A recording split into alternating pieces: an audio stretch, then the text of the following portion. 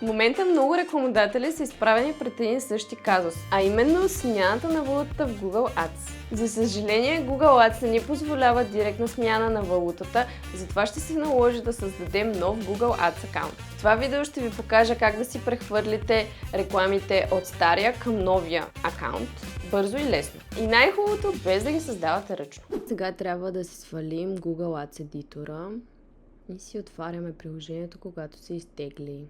И така сега ще ни отвори всички акаунти, които са ни свързани.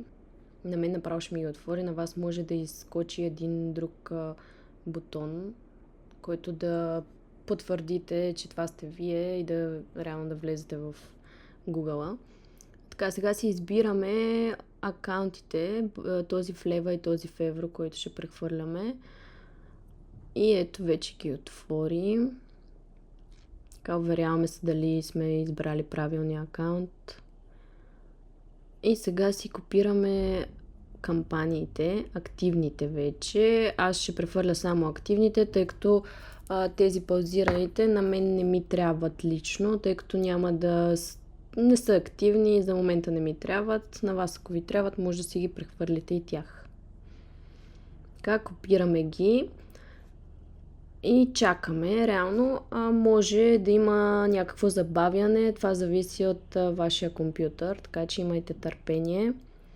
Готово. Сега ги копираме.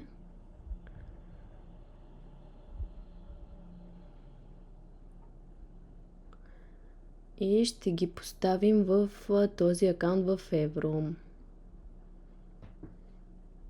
Така, тук ще ни изпише, че някои неща няма да са, може да имат грешка и ние ще си ги проверим преди да ги публикуваме.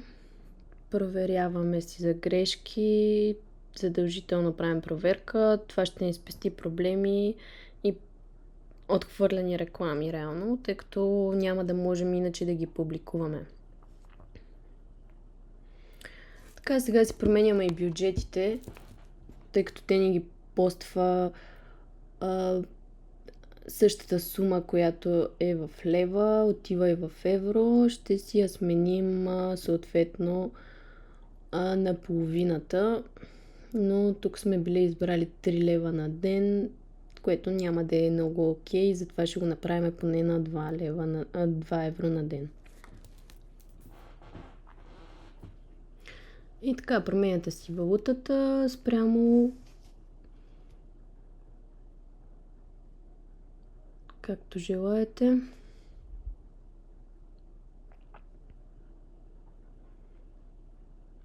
В момента ги правя просто на половината, за по-лесно. Проверяваме си за други грешки.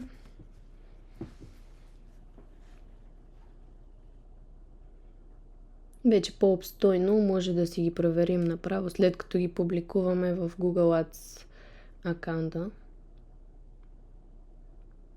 Когато ги публикуваме.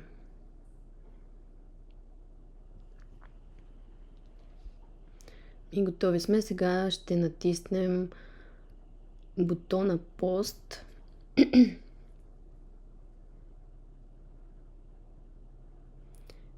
И ще ги публикуваме. Това ще отнеме някакво време, така че имайте търпение, докато се прехвърлят всички кампании и съответно броя им. Готови сме с прехвърлянето на рекламите. Както виждате, въпреки че смяната на валутата изисква нов Google Ads акаунт, прехвърлянето на кампаниите е лесно и бързо с Google Ads Editor. Така спестяваме часове ръчна работа и намаляваме риск от грешки.